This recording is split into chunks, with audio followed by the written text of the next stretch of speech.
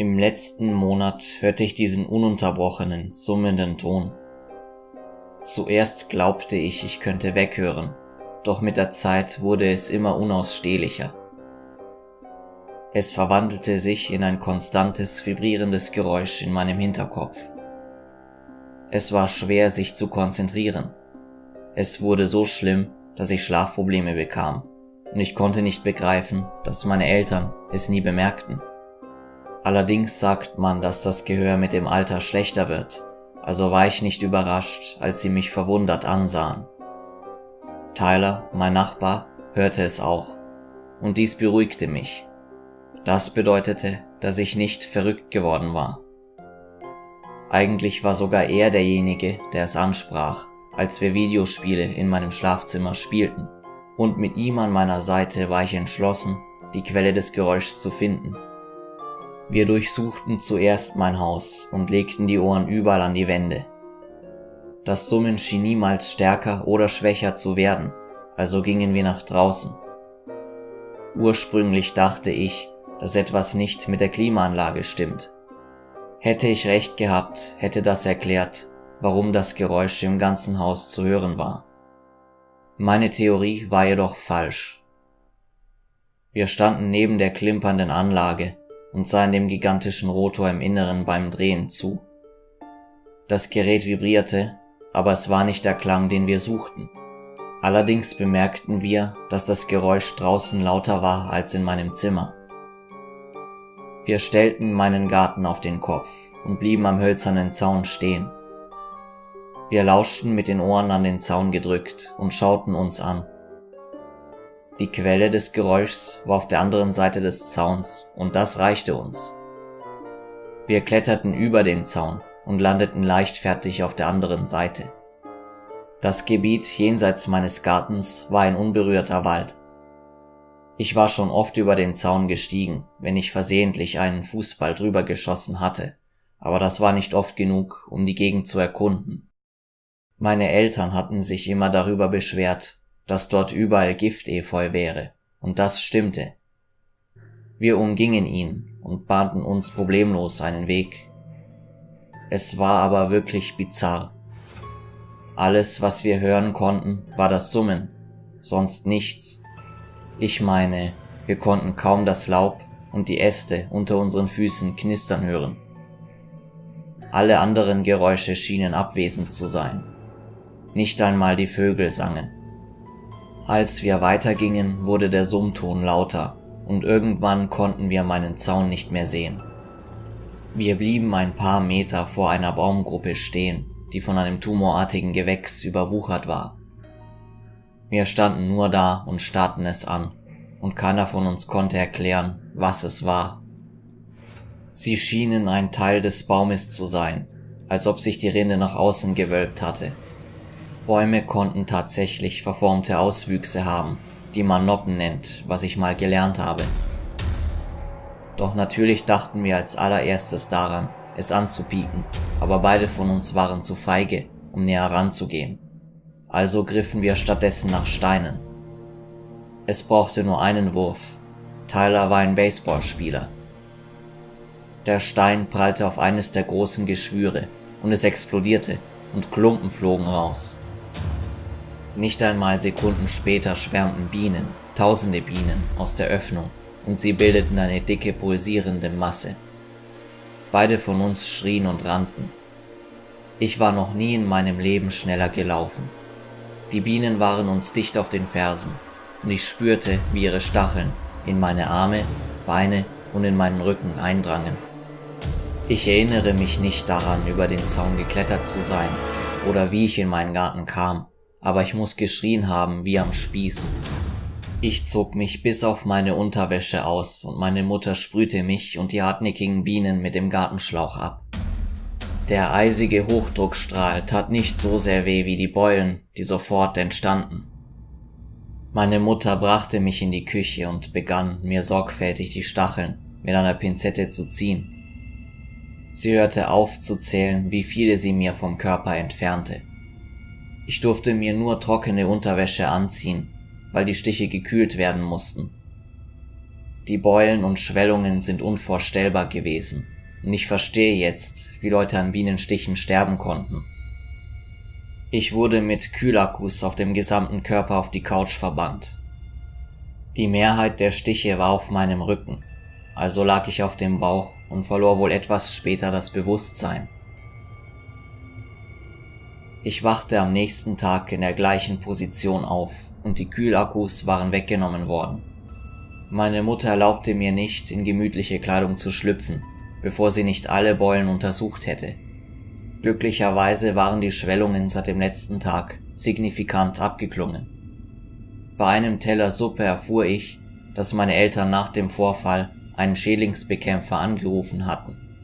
Anscheinend gab es Bienen, die verärgert in unserem Garten und in ein paar Gärten der Nachbarn schwirrten. An diesem Zeitpunkt konnte die ganze Straße das erzürnte Summen hören.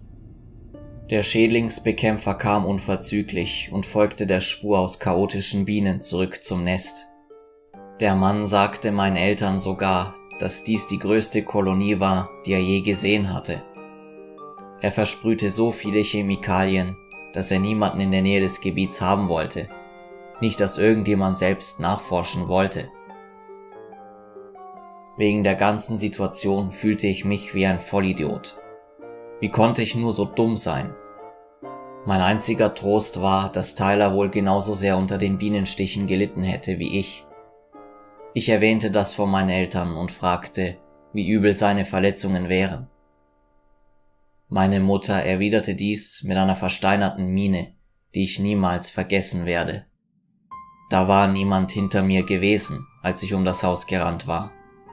Ihr war nicht einmal bewusst, dass Tyler mit mir dort hinten hingegangen war. Ich fühlte mich schuldig, überaus schuldig. Ich wurde geplagt von schrecklichen Bildern vom umschwärmten Tyler. Ich hätte schwören können, dass er gleich neben mir gewesen war. Was mir noch mehr zusetzte war, dass der Kammerjäger niemals jemanden gesehen hatte.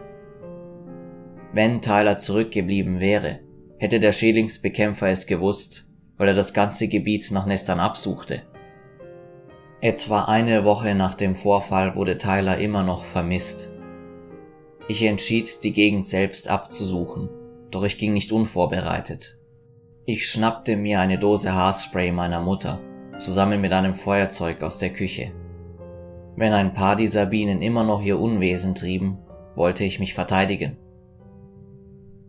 Ich sprang über den Zaun und ging langsam durch den Wald. Meine rechte Hand umklammerte fest die Sprühdose. Die Entfernung bis zum Nest war größer, als ich sie in Erinnerung hatte. Ich wusste, dass ich angekommen war, als ich ein dickes Knacksen unter meinen Schuhen hörte. Ich schaute nach unten und ein Schauer lief mir über den Rücken. Der Boden war komplett mit Bienenleichen übersät. Ich konnte weder das Gras noch die Erde sehen und an manchen Stellen lag eine Biene auf der anderen auf einem Haufen. Meine Nerven lagen blank, als ich auf die Nester zuging. Ich kniff die Augen zusammen, als ich beim Nest war, das wir zerstört hatten. Ich ging um den Baum herum und die übrigen Nester waren dann zu sehen. Sie waren nahezu 10-mal so groß. Vorsichtig stupste ich eines der Nester an, welches dann zerbröckelte und dicken Wachs und Honigwaben zum Vorschein brachte.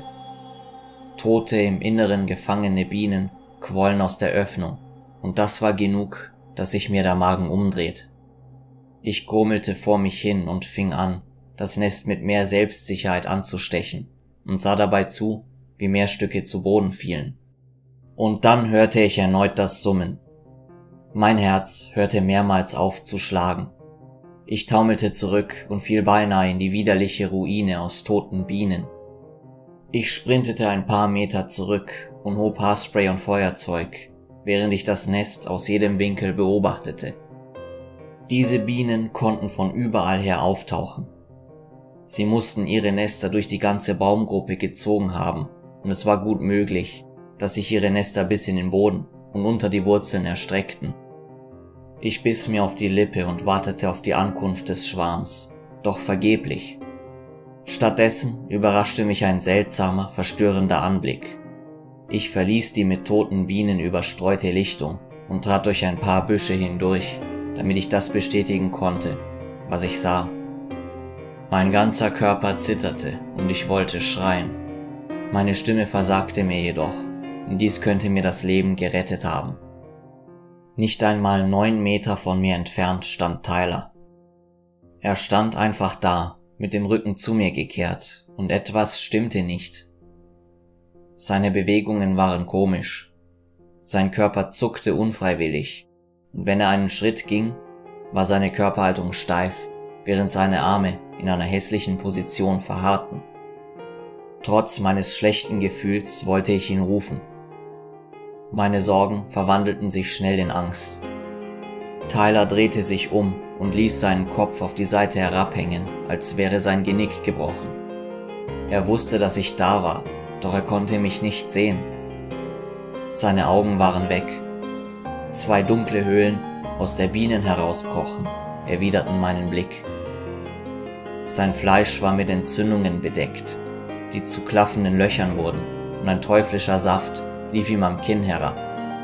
Ich war zu verängstigt, um mich zu bewegen. Ich fing erst an zu rennen, als Tyler anfing, sich in meine Richtung zu schleppen, vor und zurück taumelnd und zittrig. Zum 2. Mal schrie ich und suchte das Weite und versuchte dem Knacksen hinter mir zu entkommen. Als ich einen Satz über den Zaun machte, fühlte ich, wie mir das Holz die Haut aufschürft, doch das war mir egal.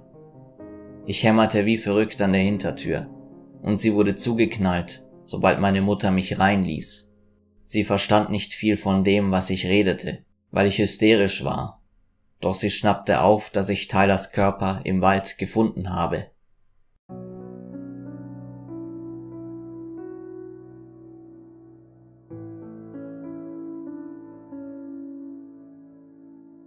Nach dem Eintreffen der Polizei warteten sie, bis ich mich beruhigte, so dass ich alles erklären konnte, was ich gesehen hatte. Ich war ein Wrack, und sie mussten gedacht haben, ich wäre Plemplem. Sie suchten die Gegend ab, in der ich Tyler gesehen hatte, doch sie fanden ihn dort nicht. Sie fanden seine Leiche weit entfernt an einem Bach.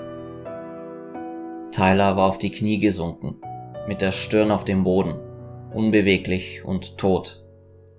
Ich weigerte mich, ihn zu identifizieren. Ich konnte diese leeren Augenhöhlen nicht nochmal ansehen.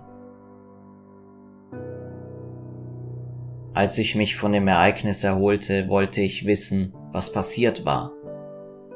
Ich schickte dem Pathologen, der Tylers Autopsie durchführte, eine E-Mail, in der ich regelrecht um Antworten bettelte.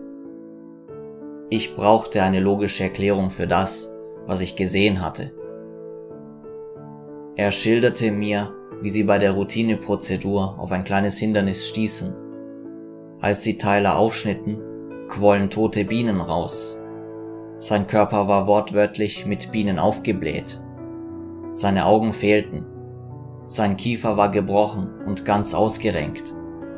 Seine Zähne waren weg, wie auch seine Zunge. Am schlimmsten war dies: Seine Organe waren weg. Alles, was übrig war, waren sein Skelett, seine Muskeln und sein Gewebe, welches anscheinend das Fundament für die extreme Anzahl an Bienenwaben in seiner Brusthöhle war. Die einzige Theorie des Pathologen war, dass die Bienen seine Organe gefressen hatten, doch Bienen sind eigentlich keine Fleischfresser.